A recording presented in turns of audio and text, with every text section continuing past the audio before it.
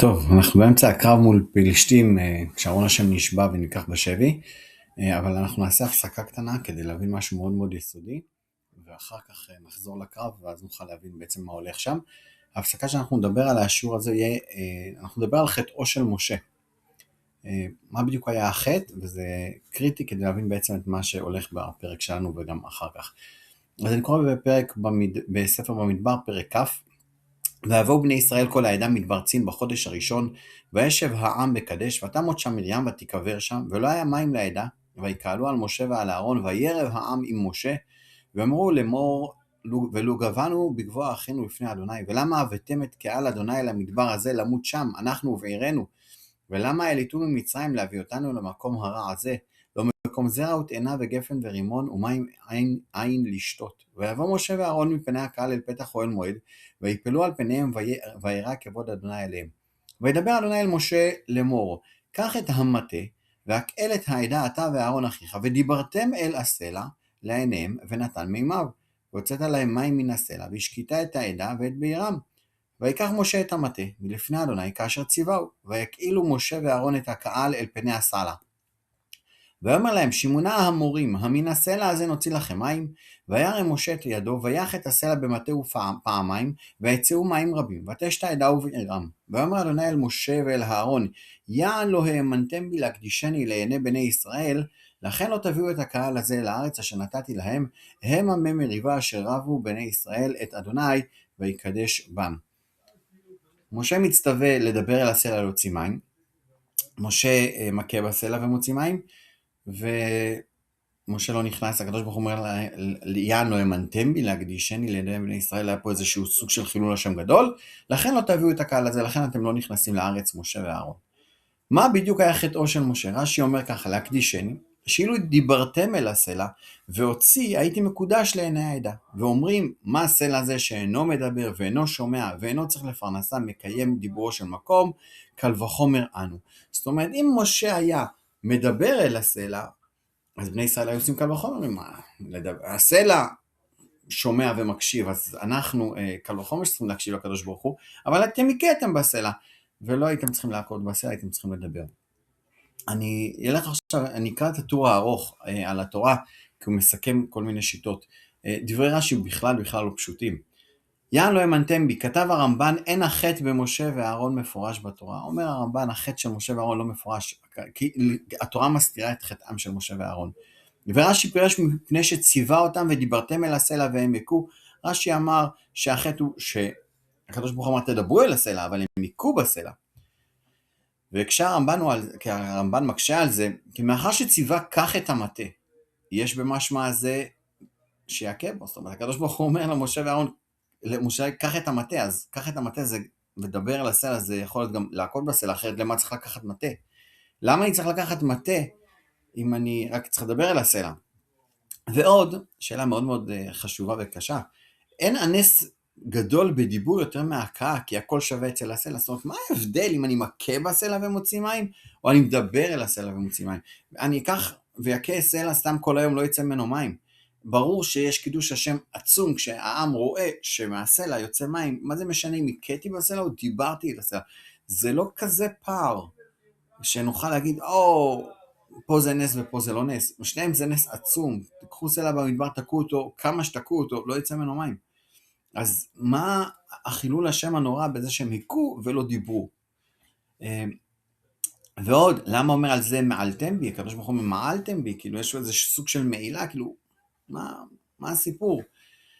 ויש מפרשים, אומר הטור, בשביל שהכעיסו, זאת אומרת, הם הכעיסו את משה, עד שאמר, מן הסלע הזה נוציא לכם מים. זאת אומרת, משה כעס ואמר, מן הסלע הזה נוציא לכם מים, ומשה התכוון, אנחנו לא מוציאים מים, השם מוציא מים, אבל העם מבין שהוא לא יכול להוציא מים, אז הוא לא ביאר את הדברים שלו מספיק טוב, והיה נשמע כאילו אי אפשר להוציא מים מסלע.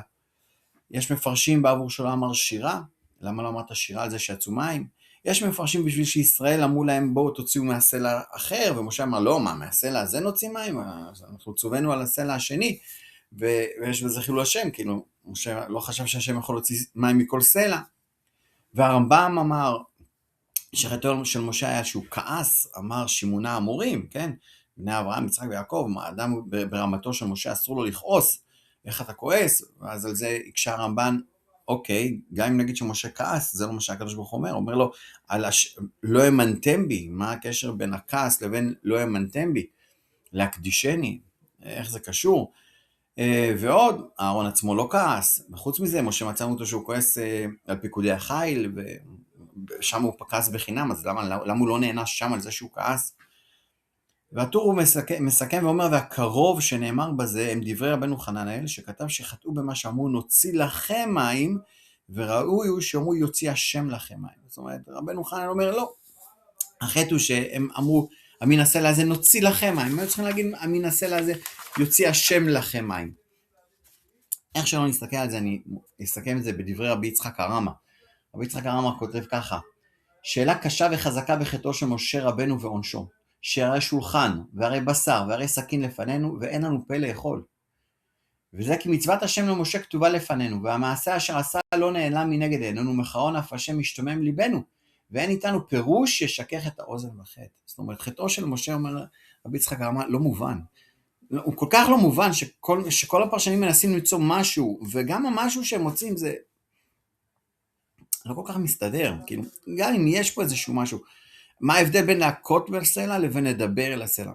זה נס וזה נס, בשביל זה משה רבנו לא נכנס לארץ. הכעס של הרמב"ן זה לא בדיוק מה שכתוב, ומה שהשם מוכיח את משה רבנו. וגם אם נלך, אוקיי, נתפוס איזשהו הסבר, נוציא לכם מים, יוציא השם לכם מים, זה לא ברור. העונש של משה הוא חמור, אתה לא יכול להיכנס לארץ ישראל. בגלל דבר כזה קטן, משה רבנו לא יכול להיכנס לארץ ישראל, לא יכול להמשיך להנהיג את עם ישראל בגלל איזשהו משהו, זה לא כל כך ברור. ואולי שאלה האחרונה, זה גם לא כל כך ברור לנו איך משה בדרגתו. חוטא, כאילו מה, להגיד שמשה רבנו חשב שהשם לא יכול להוציא מים מהסלע הזה, וכן מהסלע ההוא, זה גם עדיין לא כל כך ברור. מה גרם למשה רבנו לחטוא? משה בדרגתו כבר נביא, כל כך פה אל פה, הדבר עדיין חוטא.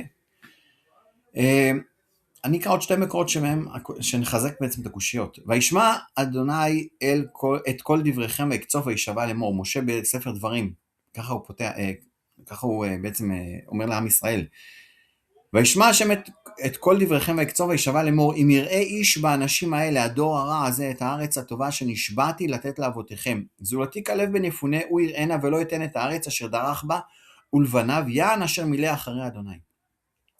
זאת אומרת, משה אומר רק כלב בן יפונה, כן, ויהושע בנו וכו', הם יראו את הארץ, בגלל שאתם, הדור הרע הזה, בעצם חטא המרגלים, לא זכיתם להיכנס לארץ. אוקיי, אבל משה ממשיך עוד משהו. גם בי התענף אדוני בגללכם לאמור, גם אתה לא תבוא שם. יהושע בן נון העומד לפניך, הוא יבוא שם, אותו חזק כי הוא ינחילנה את ישראל. אומר משה רבנו, הקדוש ברוך הוא גם כעס עליי, גם בי התענף השם בגללכם, אתם אשמים. ולכן אני לא נכנס לארץ. אז זה קצת מוזר. אבל זה לא הפסוק היחיד. בוא נראה רגע דברים פרק ג' ויתחנן אל אדוני בעת ההיא לאמור, אדוני אלוהים אתה החילות להראות את עבדך, את גודלך ואת ידך החזקה אשר מאל בשמיים ובארץ, אשר יעשיכם מעשיך וכי גבורותיך, אעברה נא ואראה את הארץ הטובה אשר בעבר הירדן, ההר הטוב הזה והלבנון. משה אומר, מתחנן לקדוש ברוך הוא, תן לי להיכנס. ויתעבר אדוני בי למענכם ולא שמע אליי. משה רבנו אומר, הקדוש ברוך הוא התעבר בי למענכם ובגללכם, כמו שראינו לפניכם. זאת אומרת, משה רבנו בעצם מאשים את עם ישראל בחטאו. מה הקשר? ראינו לפניכם שמשה חטא. אם אתה משה חטאת, למה אתה מאשים את עם ישראל? בגללכם, למענכם? זה קצת מוזר. אז כדי להבין את זה, אנחנו עוד נקשה קושיה קטנה, ואז נגיע קצת לפתרון. ראינו כבר שמשה רבנו בעצם מצטווה ללכת ולהכות בסלע כדי להוציא מים. בספר שמות ראינו, ויסעו כל עדת בני ישראל מרפידים, ויסעו כל עדת בני ישראל מדבר סין למסעם על פי השם, ויחנו ברפידים, ואין מים לשתות העם. וערב העם עם משה, ואמרו תנו לנו מים ונשתה. ואמרו אליהם משה מה תריבון עמדי, מה תנסון את השם, ויצמא שם העם למים. ויעלן העם על משה, ואומר למה העליתונו ממצרים להמית אותי ואת בניי ואת מקנאי בצמא? ויצעק משה אל השם לאמור, מה אעשה לעם הזה עוד מעט ושכלוני? ואמר השם אל משה, עבור לפניהם וקח איתך מזקני ישראל ומטך אשר הכית בו את היאור, קח בידך והלכת. הנני עומד לפניך שם על הצור בחורב, והכית בצור ויצאו ממנו מים ושתה העם. ויעש כן משה לעיני זקני ישראל. אז השם כבר ציווה אותו פעם אחת, לך תכה את הצור ויצא מים.